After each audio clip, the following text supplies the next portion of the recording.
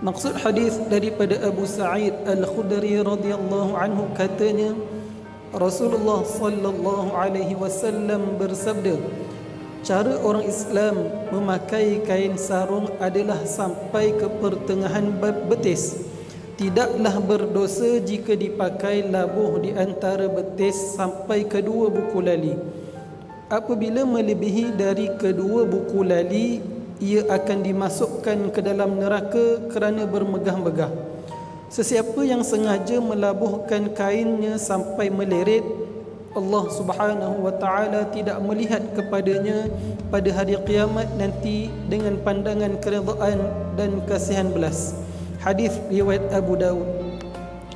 Pengajaran hadis, umat Islam dilarang bersifat bangga dan membazir kerana sifat-sifat tersebut akan merugikan diri sendiri sama ada di dunia maupun di akhirat. Orang yang paling Allah kasihi dan diberikan rahmatnya ialah mereka yang paling bertakwa serta menjauhi sifat-sifat mazmumah.